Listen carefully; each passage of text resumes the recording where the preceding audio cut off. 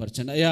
అది దశమ భాగం అక్కడ ఎప్పుడూ ఇశ్రాయేలు ప్రజలకు ఇచ్చినది, అది ధర్మశాస్త్రం కొట్టివేయబడింది కాబట్టి అసలు దశమ భాగం అవసరమే లేదు, దశమ భాగం అవసరమే లేదు, ఇవ్వాల్సిన అవసరమే లేదు. లేఖనం చెబుతుంది కదా, ఎవడైతే మనస్ఫూర్తిగా ఎంత ప్రేరేపణ అనిపిస్తే అంత ఇచ్చేసుకొని సరిపోతుందని చెబుతున్నారు కదా.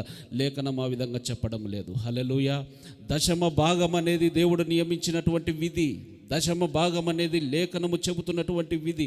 యేషువ మెస్సీయ ప్రార్థన మందిరంలో ఈ యొక్క మాటను చెబుతూ ఉన్నాను. మన యొక్క నినాదం ఏమిటంటే, ఈ లేఖనములో ఉన్న ప్రతి మాట ఈరోజు కూడా అది విలువైనదే, వ్యాలిడే. It is still valid until we promoted into glory. మహిమలో చేర్చబడే వరకు ఇందులో ఉన్న ప్రతి మాట ఈ రోజుకు, నిన్నటికి, రేపు ఎల్లప్పుడూ అది వ్యాలిడే. హల్లెలూయా, హల్లెలూయా.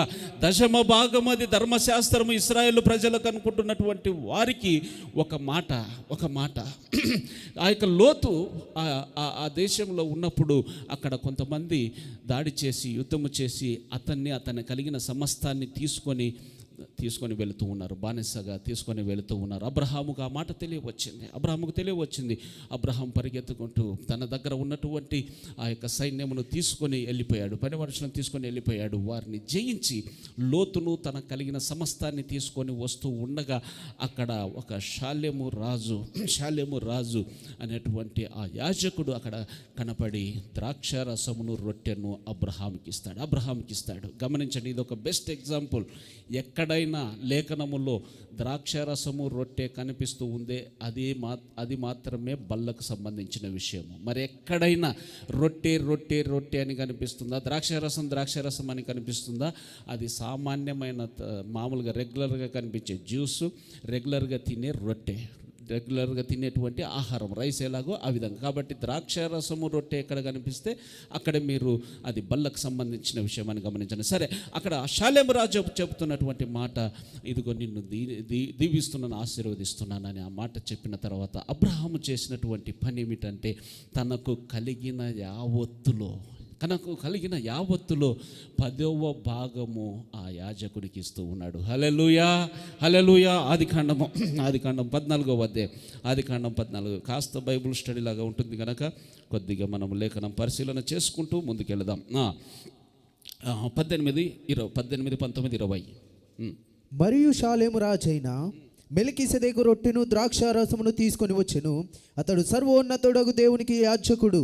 అప్పుడు అతడు అబ్రాహామును ఆశీర్వదించి, ఆకాశమునకు భూమికిని సృష్టికర్తయును సర్వోన్నతుడైన దేవుని వలన అబ్రాహాము ఆశీర్వదింపబడును గాక అనియు, నీ శత్రువులను నీ చేతికి అప్పగించిన సర్వోన్నతుడగు దేవుడు స్తుతింపబడును గాక అనియు చెప్పెను.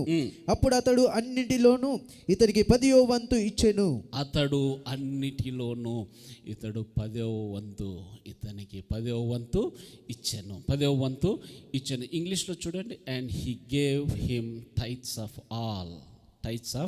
ఆ టైత్, దశమ భాగం అనేటువంటి మాటకు ఇంగ్లీష్లో వాడబడిన మాట tithe. He gave him tithes of all. అన్నిటిలో దశమ భాగము ఇచ్చాను.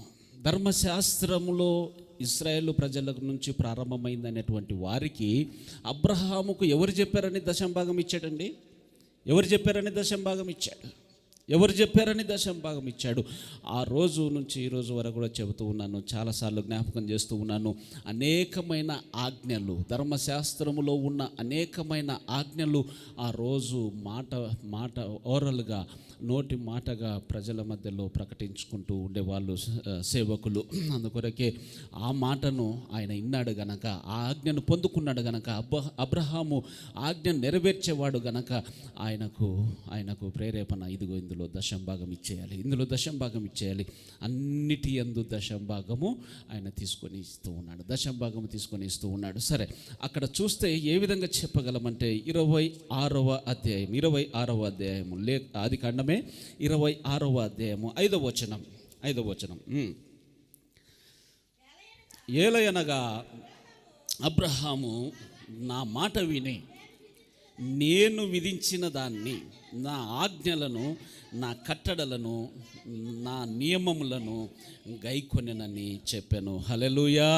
అబ్రహాము గురించినటువంటి సాక్ష్యము తండ్రి చెబుతున్నటువంటి మాటలో, ఇదిగో నా మాట, అబ్రహాము నా మాట విని నేను విధించిన దాన్ని అనగా నా ఆజ్ఞలను, నా కట్టడలను, నా నియమములను గైకొనెనని చెబుతూ ఉన్నాడు. అక్కడ రాయబడినటువంటి మాట my commandments, my commandments, my commandments.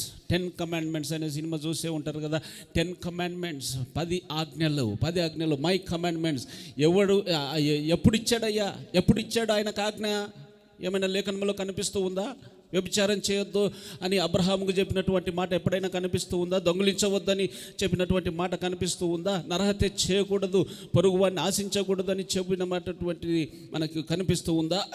ఆయన మాటలు అబ్రహాముతో ముఖాముఖిగా మాట్లాడుతూ ఆ ధర్మశాస్త్రంలోని అనేకమైన సంగతులు అబ్రహాముకు చెప్పాడు గనక, చెప్పిన మాట ప్రతి మాట నెరవేరుస్తూ ఉన్నాడు గనక ఆ పరలోకపు తండ్రి సాక్ష్యమిస్తూ ఉన్నాడు. అబ్రహాముకు నేను విధించిన విధి అంతటిని నెరవేరుస్తూ ఉన్నాడు.